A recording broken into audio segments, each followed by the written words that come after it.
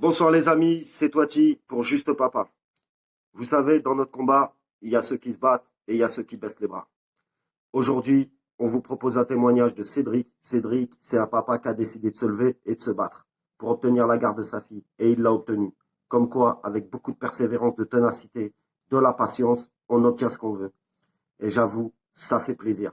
Bon visionnage à tous. N'oubliez pas de liker, n'oubliez pas de commenter, mais surtout, n'oubliez pas de vous abonner. À très très vite les amis.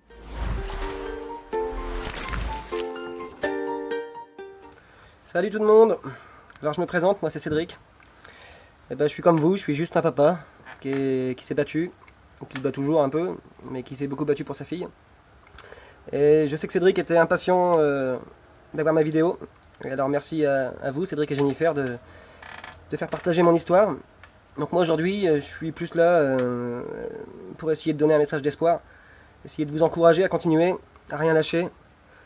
Parce qu'il y en a pour certains pour qui ça paye. Moi ça a été mon cas. La justice, moi j'y en veux pas trop, contrairement à beaucoup.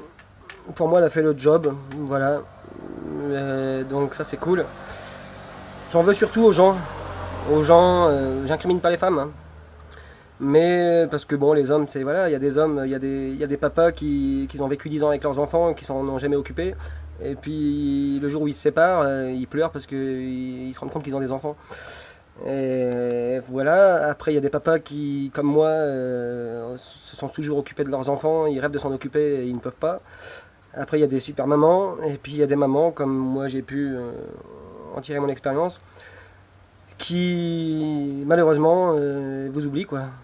Vous êtes un papa, vous êtes là, on s'aime, on fait un enfant, tout va bien, et puis le jour où ça va plus et qu'on se sépare, eh ben, papa au début est toujours là un petit peu, le temps qu'il n'y a pas de conjoint de l'autre côté, ça se passe des fois pas trop mal. Et enfin, en tout cas pour moi ça a été comme ça. Je pouvais avoir mes enfants tous les week-ends, je pouvais aller les voir le mercredi, les avoir la semaine, suivant mes jours de repos. Si j'avais 3 jours en début de semaine ou des vacances, je prenais les enfants, je les emmenais à l'école, je les gardais à la maison. Donc il y avait arrangement, c'était cool. Enfin, quand je dis que c'était cool, c'était un gros travail de fond, hein. Moi j'ai appris à fermer ma gueule, parce qu'à la base c'est pas trop mon truc, hein, que ce soit au boulot ou ailleurs, dans la vie de tous les jours. Je suis pas trop du genre à me taire. Et avec la mère de ma fille, j'étais autrement, quoi. Elle m'a fait devenir autrement. J'ai bien fermé ma gueule, j'ai fait le toutou, j'ai dit oui, j'ai fermé les yeux, j'ai oublié mes idées. J'ai voilà ma façon d'éduquer, voilà, je me pliais aux exigences. Je payais ma pension, j'allais voir les enfants quand je pouvais pas, j'essayais de pas trop m'exciter pour éviter tout compromis qui pourrait peut-être faire en sorte que je ne voyais plus ma fille la semaine d'après, puis ni la semaine d'après non plus, parce qu'elle l'avait décidé. Je sais que sans jugement, de toute façon, c'est compliqué, et je voulais pas de jugement parce que je voulais pas être d'accord pour une garde classique, parce que je savais que si j'étais d'accord une fois pour la garde classique à ces 2 3 ans, j'étais un peu baisé pour la suite. Donc moi, l'idée c'était de me mettre bien dans ma vie professionnelle, ma vie sentimentale, être posé, et puis pouvoir un jour aller au tribunal pour réclamer la garde de ma fille. Donc c'est ce que j'ai fait. Donc moi au début, voilà, tout se passait bien. Les 2 premières années, moi je suis parti, bon, pour vous raconter la petite histoire, je suis parti, moi ma fille elle avait 6 mois. Donc à partir de ces 6 mois, et quand j'ai rencontré la maman, donc 1 an avant, 3 mois de rencontre et 9 mois de grossesse, donc 1 an avant, elle arrivait chez moi avec un petit bonhomme de 18 mois, pour qui je me suis beaucoup attaché. Et cet enfant, il avait un papa incarcéré, donc que c'était compliqué pour lui de s'en occuper. Et donc moi j'ai pris un peu le rôle. Pas à 200%, j'attendais que le papa sorte de prison pour savoir un peu ce qu'il allait faire, je voulais pas prendre sa place. Et puis au final il n'a pas fait grand chose en sortant, donc j'ai pris sa place à 200%. Et je me suis occupé de ce bonhomme. Donc on s'est séparés aux 6 mois de ma fille, et j'ai continué avec son frère, à les prendre les deux tous les week-ends, mercredi, machin, tac tac, comme je disais tout à l'heure, assez régulièrement. Et puis au bout de 2 ans, la maman a décidé de partir, donc pour un mec, 250 km d'ici. Et du coup, la claque, garde classique, un week-end sur deux et moitié des vacances scolaires. Donc au début, il y avait un arrangement sur les transports, parce que bon, il y a quand même 3 heures pour y aller, 3 heures pour revenir, donc 6 heures de route le vendredi et 6 heures le dimanche. Donc au début, c'était moite-moite.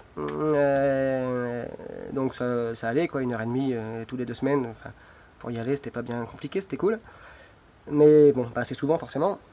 Mais voilà, et puis après, petit à petit, enfin assez rapidement, hein, un coup il pouvait plus, un coup il avait pas envie, un coup, voilà, quand c'était la fête des mères, bah, c'est la fête des mères, c'est ton week-end, mais c'est la fête des mères, donc je la garde, donc tu l'auras le prochain enfin, la prochaine fois, quoi. Donc je restais un mois sans voir ma fille, je devenais fou, je mettais des plombs, machin, enfin voilà. Et, et au bout de... J'ai quand même lutté dans 2 ans, je crois, 2 ans et demi. Quand ma fille elle est arrivée vers ses 5 ans et demi, et qu'elle a commencé à réclamer, à venir chez moi. Et puis moi c'est vrai que j'ai commencé à me poser, ça faisait 3 ans que j'étais dans le même boulot, j'étais 2 ans avec la même copine, enfin on est toujours ensemble, hein, c'est comme ma femme, on vient de mettre au monde une petite fille, donc ça fait 3 semaines, donc c'est cool. Et, et du coup, bah, ouais, ça faisait 2 ans, on était posé là où je vous parle, là dans ma maison, à la montagne, je sais pas si on n'y voit rien avec le parasol, mais bon, je suis dans un petit village de montagne avec une petite école juste à côté, la garderie qui est juste en face de la maison là. Voilà, j'ai du terrain, les gosses ils jouent dehors, on a les poules, machin, ils ont les bécanes de crosse, et on fait du ski, enfin ils s'éclatent quoi. Et du coup j'avais tout, là j'avais tout pour elle. Et bon, elle était encore un peu petite, ça me faisait un peu peur, mais à ses 6 ans j'ai dit allez go. Et en fait il y a eu des petites choses qui se sont passées aussi chez sa maman, des petits changements de situation, un bébé qui arrivait, le conjoint qui s'était barré, enfin, du coup je me suis dit c'est le moment de faire quelque chose. Et donc du coup je suis allé au tribunal tout seul, comme un grand, sans avocat.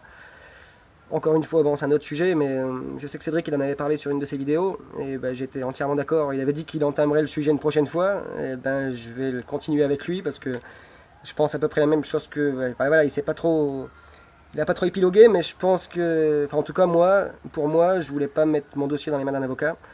Je me disais qu'avec moi, parce que j'avais rien à me reprocher, moi je voulais amener que du plus, que du positif, montrer ce que je voulais, l'amour que j'avais pour ma fille, tout ce que je pouvais lui apporter chez moi. Donc voilà, je trouvais qu'avec moi, c'était moi le mieux pour en parler, quoi. Il n'y avait pas un avocat n'aurait pas fait mieux, enfin pour moi, quoi. Et puis il n'y aurait pas l'émotion, et voilà, quand j'ai parlé, voilà, le jour du tribunal, j'étais à bloc, j'étais limite les larmes aux yeux, machin, enfin voilà, j'étais à fond, et je pense que le juge s'en est rendu compte.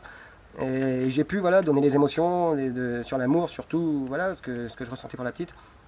Et, et du coup, j'ai fait mon petit dossier, pas grand chose, hein, du bien. J'ai pas forcément enfin, dit de mauvaises choses sur la maman. Bon, quelques-unes hein, qui étaient inévitables, quoi, voilà, que forcément j'étais obligé de parler un peu. Mais c'était beaucoup plus, voilà, j'ai beaucoup plus insisté sur la façon que moi j'ai été éduqué, comment j'ai éduqué les enfants, ce que j'avais à leur donner ici comme cadre de vie, pour les activités, pour l'éducation, pour l'école, que j'étais là pour eux. J'ai insisté que j'en avais qu'une, à la base c'était ma fille unique, hein, là j'en ai une deuxième qui vient d'arriver. Mais j'ai attendu, voilà, ma femme, je voulais pas faire d'enfant avant de pas avoir réglé le problème avec ma fille, quoi. Si je récupérais pas ma fille, j'aurais pas fait d'autre enfant, quoi. Ma femme le savait, ça aurait été compliqué pour moi d'en faire une autre, sachant que ma fille, je l'avais pas mis à l'abri, quoi. Donc à ce moment-là, au tribunal, j'explique quoi, que c'est ma fille unique, que j'ai qu'elle, que contrairement bon, chez la maman où il y a plusieurs enfants, moi j'avais qu'elle à m'occuper et que j'avais du temps de par mon travail, avec mon attestation de mon employeur en expliquant mes horaires, donc que j'avais du temps toutes mes après-midi, que je travaillais les week-ends mais que j'avais 2 jours de repos dans la semaine, que ça pouvait me permettre d'aller les chercher à la cantine, de machin, d'être là pour eux la semaine. Voilà, que voilà, tout ce qu'on pratiquait comme activité à la maison, qu'on allait en faire encore d'autant plus si elle venait au quotidien.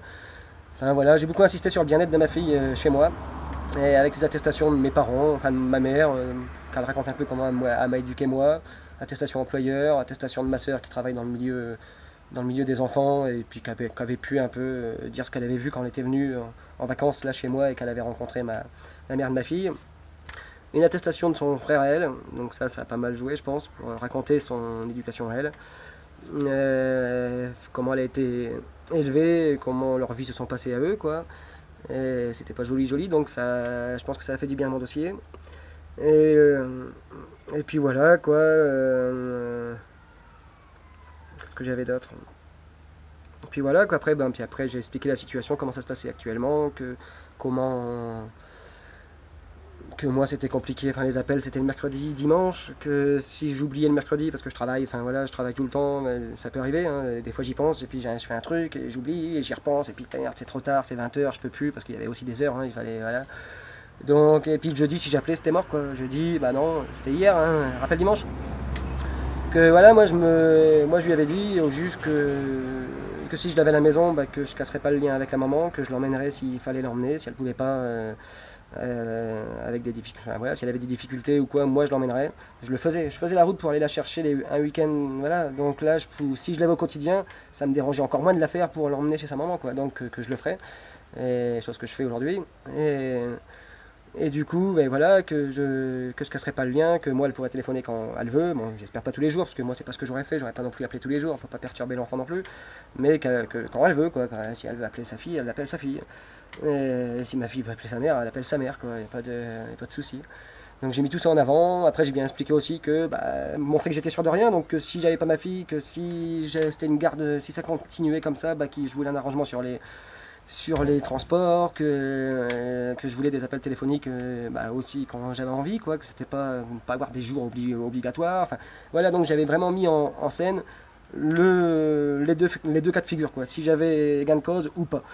Et je pense que ça ils ont apprécié, donc ils ont vu que je me mettais un peu dans toutes les situations. Et puis ça a marché, voilà. Un mois plus tard, délibéré, donc c'était en 2018. Passé le 21 septembre 2018 au tribunal. Et le 19 octobre, j'avais délibéré, c'était vacances de la Toussaint. Et du coup, j'avais ma fille en vacances. Et le courrier arrive, et voilà, j'ouvre le courrier. Garde au domicile du papa, donc ma fille est restée là. Enfin, c'était cool, quoi. Et, et voilà, appel. Bon, forcément, il y a toujours un appel. Il y a eu appel, un petit peu long avec le Covid. Donc là, j'ai eu résultat il n'y a pas très longtemps. Et puis au final, ça change rien. Ma fille reste à la maison. Il n'y a rien qui change, voilà, c'est toujours sa maman qui doit venir la chercher, c'est moi qui dois aller la chercher, voilà. Enfin, bon, sa maman elle est jamais venue, donc je l'arrange, je l'emmène, un DVH sur deux. Mais, mais du coup, voilà, donc ça peut fonctionner, il n'y a pas besoin. Moi, la mère de ma fille n'était ni alcoolique, ni droguée, elle n'avait pas de problème psychologique, elle s'occupe de trois autres enfants. Donc il n'y avait pas forcément de grosses déficiences chez elle. Mais j'ai pu montrer que moi j'en avais qu'une, que j'étais à fond pour elle et qu'on m'avait un peu écarté que j'étais un super papa toujours présent et qu'on m'écartait petit à petit de plus en plus et que j'appréciais pas et ça, pour moi ça a passé. Donc battez-vous, mettez-vous bien, essayez d'être heureux chez vous, même si c'est compliqué, d'être heureux dans votre vie seule pour vous mettre bien, vous mettre dans une bonne situation et puis essayer quoi. Je veux dire, il n'y a pas beaucoup. Moi, mon avocate, elle me disait, il n'y a pas beaucoup de papas qu'on la garde, mais il n'y en a pas beaucoup qui la demandent non plus. Donc, il ne faut pas hésiter. Des fois, on a rien à perdre, quoi. Moi, c'est ce que je me suis dit. De toute façon, j'ai rien à perdre. C'est pour ça que j'ai parlé des deux cas de figure. Soit ça marche, soit ça marche pas. Donc, ce que je voulais dans les deux cas. Mais pour moi, ça a fonctionné. Donc, je voulais vous donner du courage, de l'espoir, et puis lâchez rien, quoi. La vie, c'est nos gosses, et apprendre à notre vie aussi, donc il faut arriver à faire la sienne pour bien s'occuper de ses enfants après, et faire ce qu'on peut. Et puis même si c'est compliqué, parce que la maman elle a tout ce qu'il faut, et puis qu'il n'y a pas forcément de soucis, et que ça restera une garde classique, et profitez d'eux. De toute façon, la vie, elle est longue, hein. Les enfants, à partir d'un certain âge, ils décident chez qui ils veulent aller vivre, donc ils ont encore plein d'années où ils auront besoin de leurs parents. Ce que je disais, hein, des fois, des gens comme nous qui ont eu leurs deux parents, qui ont eu a priori une enfance heureuse, on s'est vite retrouvé dans la merde et on n'avait plus de parents, plus personne pour nous aider ou quoi que ce soit ou machin. Donc il y en a plein nous on sera peut-être des parents à plus long terme, où on s'occupera de nos enfants un peu plus longtemps parce qu'on aura été coupé d'eux plus petits, enfin dans leur jeunesse. Donc voilà, il faut essayer de voir positivement les choses, et pour eux, pour vous, et voilà. Et pour Cédric, je voulais répondre à ta petite question. Tu m'avais posé une question qui m'avait quand même touché, à me demander ce que c'était d'avoir ces enfants au quotidien. J'ai envie de te dire que normalement c'est normal. Ça devrait être comme ça pour tout le monde, même si ça ne l'a pas été pour moi toujours, ça ne l'est pas pour toi, ça ne l'est pas pour plein de papas et certaines mamans. Mais normalement c'est ça, la vie normale quoi. Mais c'est génial. Du coup j'ai envie de te dire c'est génial.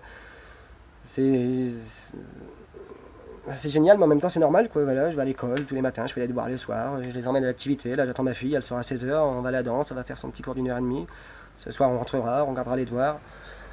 Le bain, le truc, les câlins tous les soirs, les bisous, la vie normale quoi. Des fois je les réprimande, le coin, machin, chose qu'on fait pas, qu'on fait moins quand on les a un week-end sur deux, on en profite à bloc quoi, forcément on est moins sévère. On est moins, voilà. Donc il y a les avantages aussi du papa tous les 2 semaines. Après, je parle pas des papas qui n'ont jamais leurs enfants, ça c'est pas une vie, c'est pas normal. Ça il faut faire quelque chose. Mais pour les enfants qui sont en garde classique et puis qui se plaignent un peu, moi je m'étais habitué quand même, hein, forcément, malgré que je suis très proche de ma fille. Au bout de 2 ans, j'avais commencé à m'habituer à passer des super bons week-ends avec ma fille, à en profiter à bloc. Elle était super contente de me voir, moi aussi. Les peu de moments qu'on passait, on les passait à fond. Je passais, voilà, mes week-ends c'était tout pour elle, activités, machin, on s'éclatait. Que là c'est un peu moins, voilà, des fois on s'éclate moins quoi. Je l'ai là tous les jours, mais voilà, des fois je suis obligé d'être un peu plus dur. Voilà, il y a l'éducation, il y a tout ça. Donc c'est autre chose, mais c'est voilà, c'est génial. C'est ce que je souhaite à tout le monde, quoi, que je vous souhaite tous ça. Et je vais m'arrêter là parce que je peux pas passer ma vie, je peux pas vous raconter toute ma vie non plus. Mais soyez forts. J'ai envie de finir en musique.